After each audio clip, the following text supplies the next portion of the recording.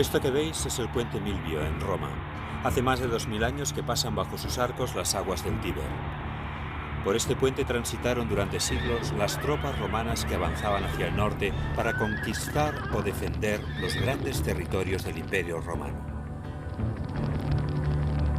La tradición nos cuenta que aquí, en el año 312 después de Cristo, se le apareció al emperador Constantino la cruz de Jesús mientras cruzaba el Tíber con sus tropas para proteger a Roma de religiones y del aspirante al trono imperial, Magencio. Los 3 primeros siglos de la historia de la Iglesia, como ya hemos visto, se caracterizaron por las persecuciones. Estuvieron marcados por la voluntad de las autoridades romanas de borrar del mapa y destruir el mensaje cristiano y a los mismos cristianos. Pero el Evangelio creció y el reino de Dios aumentó. La aparición de la cruz en el año 312, antes de la batalla que Constantino estaba preparando contra sus adversarios, le lleva a hacer poner en los escudos de sus soldados la cruz. Vence en la batalla y unifica el imperio. Y con el edicto del año 313, la religión cristiana es acogida dentro del imperio.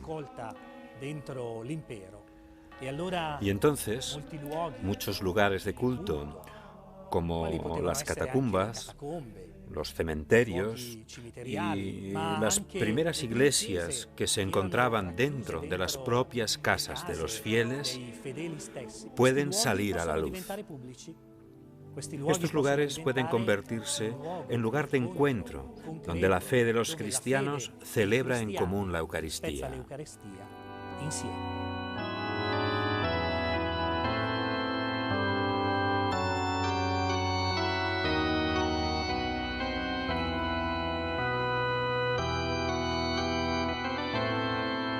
Las consecuencias del Edicto de Milán del año 313 son numerosas y, sobre todo, tienen efectos notables en todo el Imperio Romano.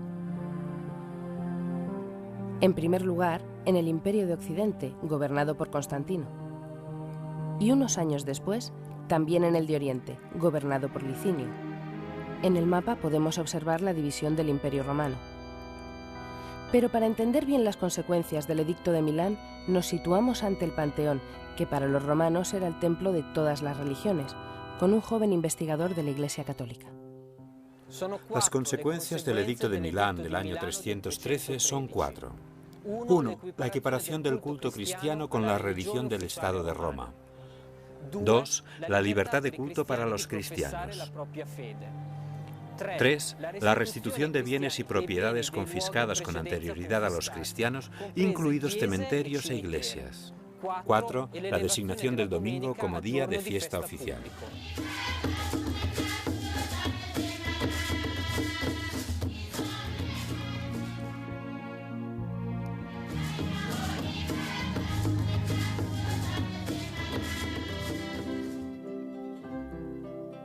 Será necesario que pasen algunos siglos más para la total difusión del Evangelio entre todos los pueblos, primero de Europa, luego por todo el mundo actual.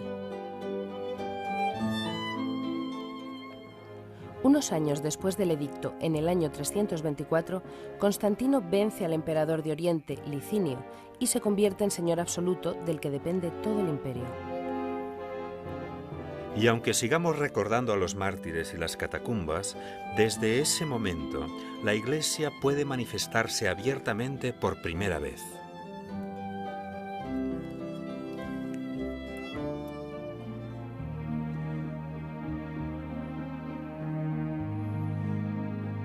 En estos años se construyen espléndidas basílicas cristianas e innumerables iglesias, no solo en Roma, sino también en Egipto, en el Cairo y por todo el imperio, en Jerusalén, en Constantinopla, en Cartago, Roma, Milán. Se abandonan muchos cultos de la tradición pagana y el mismo Constantino, emperador y jefe supremo de la religión tradicional romana, rechaza su celebración.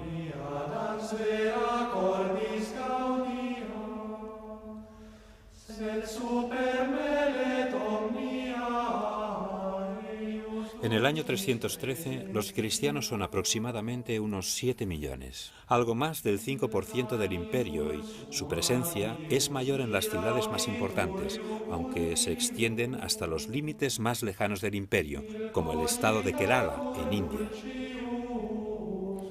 Hoy como ayer, los cristianos reciben los sacramentos de manos de los sacerdotes. Pero aunque los sacramentos eran celebrados por los fieles de todo el imperio de la misma manera y forma, es en estos siglos cuando aparecen diferencias y arbitrariedades en la interpretación de la doctrina. Esta es la época de las primeras herejías. En este capítulo de la historia de la Iglesia, oiremos hablar a menudo de herejía. Pero, ¿qué es la herejía? La herejía es una verdad distorsionada, una verdad que no sigue la lógica del Evangelio, en la que una o varias personas proponen una verdad diferente de la fe que la Iglesia nos invita a creer. Y la Iglesia siempre ha luchado contra las herejías.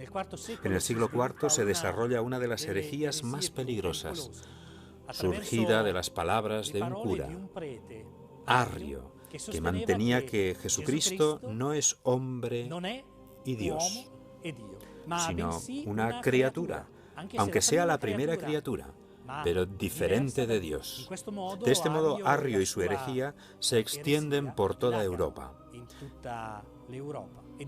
Y ante esta propagación, la Iglesia no puede hacer otra cosa que pedir ayuda al gobierno imperial, a Constantino. En el año 325 se convoca en Nicea el primer gran concilio de la historia de la Iglesia. Es el primer gran concilio en el que participan todos los obispos de la cristiandad, los cuales reafirman la verdad única.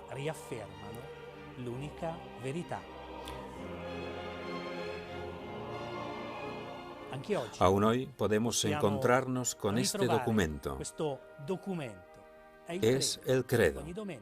Cada domingo en la Santa Misa lo recitamos. Es el credo el que contiene las verdades en las que la Iglesia nos propone creer.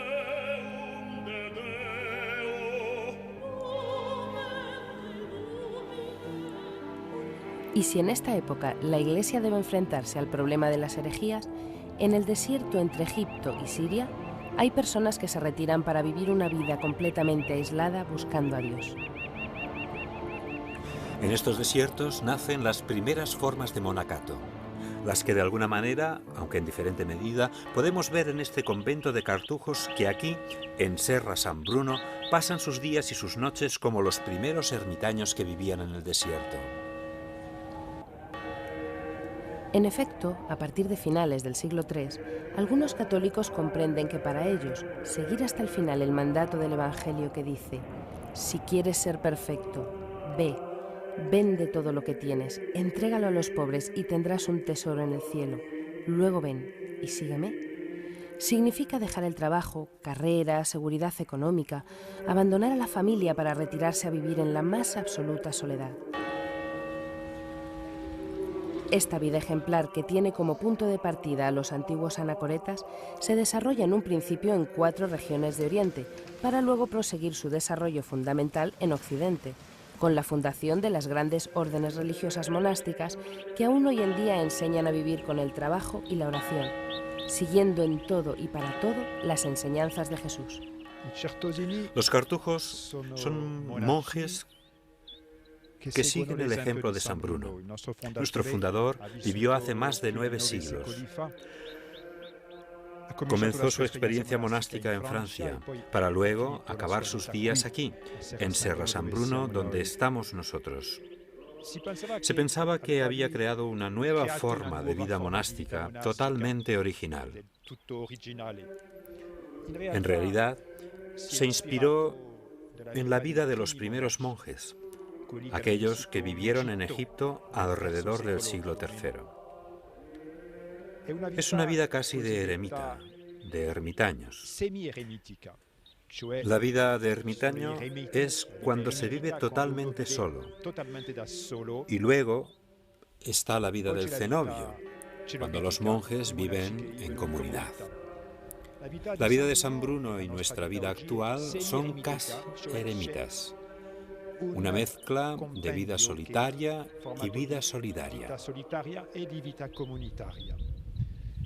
Y esta era también la experiencia de los primeros monjes, porque eran muy pocos los que vivían completamente solos.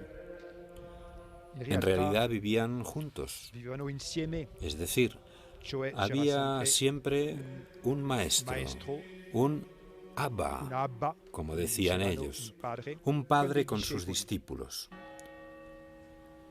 Tenían mucho aislamiento, es decir, estaban en soledad para la oración, pero como nosotros.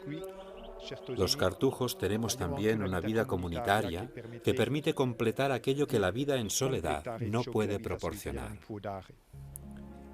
En aquel momento, terminada la época del martirio y las persecuciones, en el deseo de imitar la vida de Jesús, muchos hombres y mujeres buscan una forma concreta de vivir esta imitación. Entonces nacen lugares donde hombres y mujeres se retiran para estar en soledad, en contemplación, tras haber vendido todo, como hizo el primer gran monje, San Antonio Abad en su desierto, tan conocido por los agricultores. San Antonio elige una vida retirada, en soledad, para dedicar su vida solamente al sacrificio, a la entrega al Señor.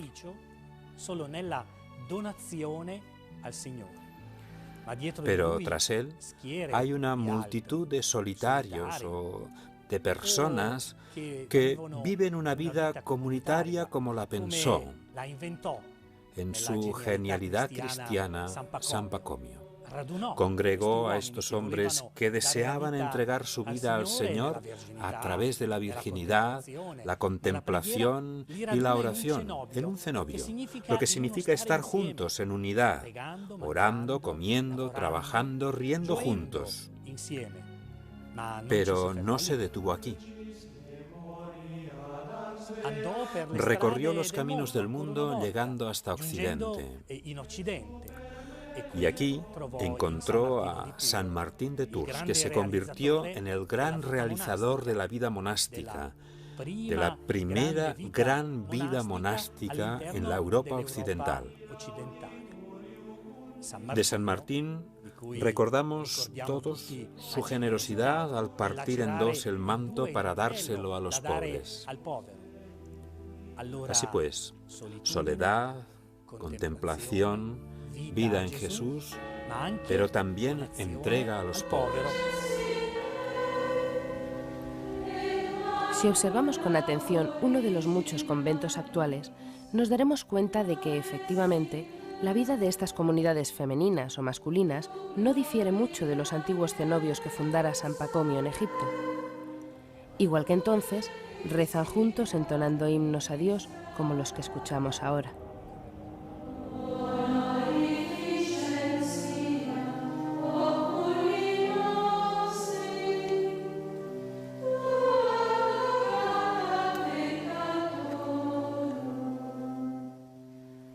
Igual que entonces hacían los miembros de los cenobios de San Pacomio, comen juntos aprovechando lo que ellos mismos han cultivado y realizado con su propio trabajo. Y esto es igual para las comunidades femeninas que, aunque comenzaron a fundarse siglos más tarde, pasan sus días entregadas al trabajo, la meditación y la oración. Como las antiguas monjas reunidas por la hermana de San Pacomio en las tierras entre el Nilo y el Mar Rojo. Tanto entonces como ahora son vidas entregadas por Dios y por el amor al prójimo. ¿Cómo se siente la llamada de Dios? A todos los que me han hecho esta pregunta no he sido capaz de responderles con precisión y os aseguro que me la han hecho muchos. Creo que debe ser algo parecido a cuando uno se enamora.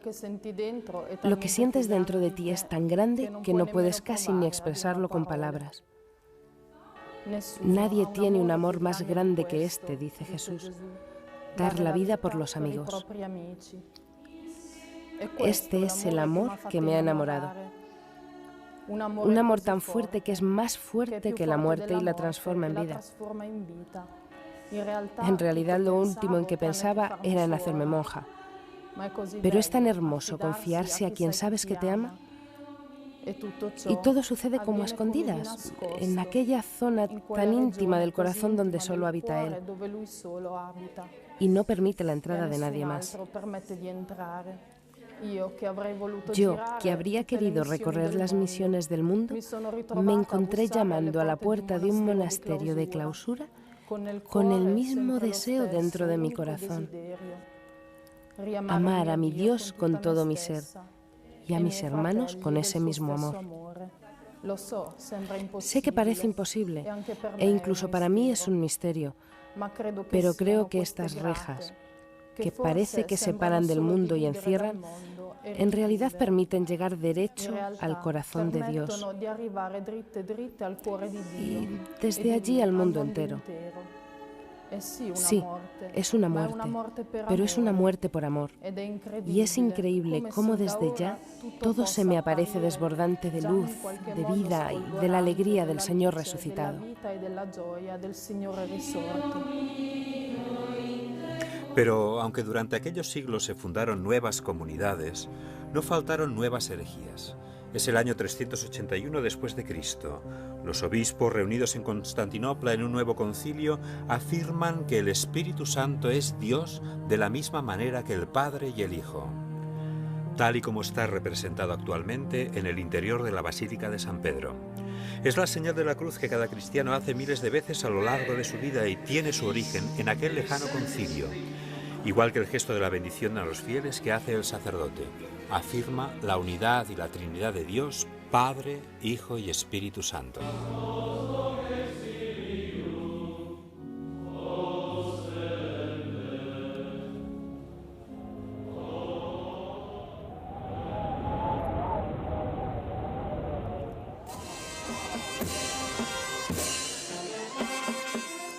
Por su parte, las procesiones que por todo el mundo siguen a las imágenes de la Madre de Dios nos recuerdan el dogma del Concilio de Éfeso del año 431.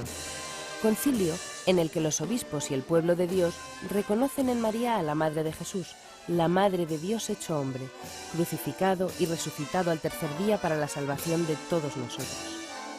En aquel concilio es donde las palabras de cantos como el Salve Regina encontrarán su razón definitiva de ser. Palabras que, por otra parte, están profundamente enraizadas tanto ayer como hoy en la piedad popular, llena del amor del Hijo por su Madre.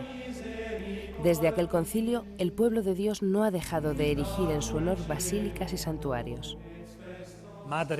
Es cierto que Madre de Dios es un término familiar que empleamos a menudo invocando a la Virgen María.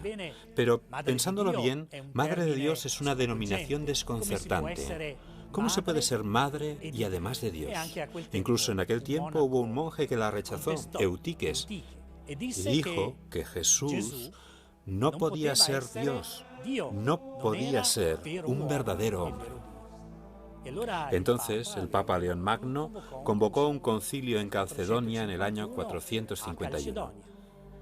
En este concilio se fijó e introdujo en la profesión de fe, en el símbolo que cada domingo, en el credo que cada domingo profesamos en la misa, que Jesucristo es verdadero Dios y verdadero hombre. Un gran ejemplo del amor hacia María es la Basílica de Santa María la Mayor en Roma, mandada construir por aquel Papa, Sixto III, que en el lejano año 431 convocó el Concilio de Éfeso. En él se definió el dogma de María, Madre de Dios, que permanece como verdad de fe para todos los creyentes católicos. Precisamente por ello, ya entonces se quiso relatar y honrar, por medio de una magnífica serie de mosaicos de forma grandiosa, a la Virgen María. El gran mosaico del ábside, que representa a María coronada por Jesús, aunque fue realizado a finales del siglo XIII, muestra claramente la devoción que la Iglesia ha tributado a María Santísima, Madre de Dios, desde sus orígenes. Los caminos de la antigua Roma se convirtieron, pues, en los caminos misioneros de la fe católica en todas las direcciones, como veremos en el siguiente capítulo.